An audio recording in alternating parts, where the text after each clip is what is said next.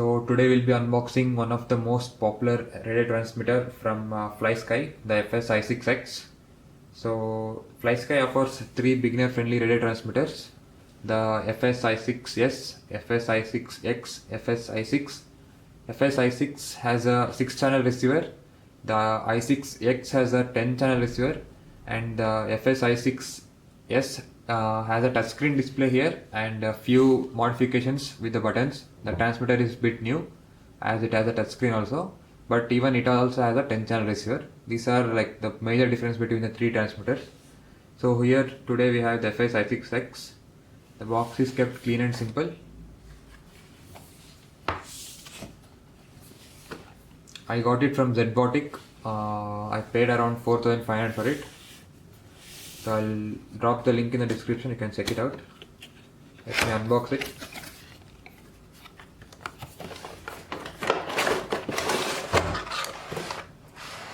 As you can see, there's a user manual here. Go through it before using the transmitter. You'll get to know more about the transmitter. Then here the transmitter itself. There's a cable given here. This cable is used to update the firmware of your transmitter, or you can use to practice the simulation games. One of the most used simulation game is FP Free Rider.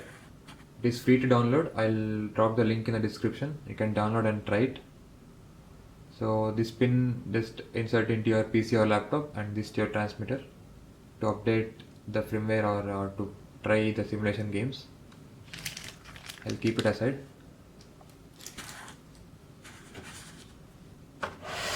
So here is the transmitter.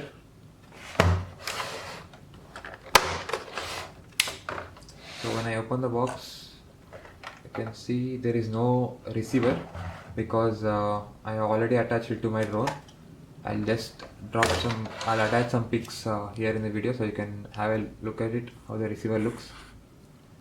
You'll also get some stickers and binding key. Don't lose this binding key, it is very small. There are chances of you losing it because without this you can't bind between the receiver and the transmitter. So it is very important, don't lose it. And here the transmitter itself. So what actually you have to do is, this is a binding key. So you have to insert this pin to the binding port of the receiver. Then you have to hold the binding key. This is the binding key. This is the binding key and this is the power button. So you have to hold it and just turn it on and wait for 2 seconds. Then your transmitter and receiver will get binded up. So it is very important, don't lose it. Then let us speak about the transmitter. Joysticks are very free to move, and surprisingly they have given metal knobs to it. I didn't expect that. See, these are the metal knobs and they are removable ones.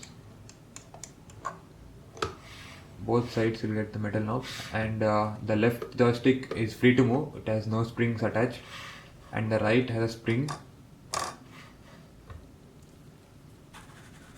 Then coming to the switches, it has three 2-point switches. So 1, 2 and 3. These three are 2-point switches and only one 3-point switch.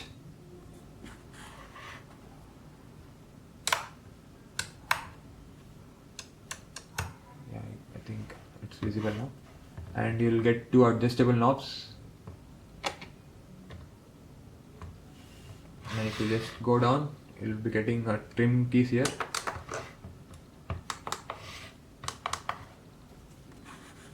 One drawback with FS-i6S is there are no physical trim keys. As they have given the touchscreen, you have to use the settings from the touchscreen, then trim it. It's a bit difficult actually. Even they're paying higher price to FS-i6S, but they didn't give any trim keys. I don't know why. And yeah, the switches are done. Then you can see the antenna. It its range is about 1 kilometer. And buttons up, down, OK and cancel buttons. And this runs with 4 AA batteries.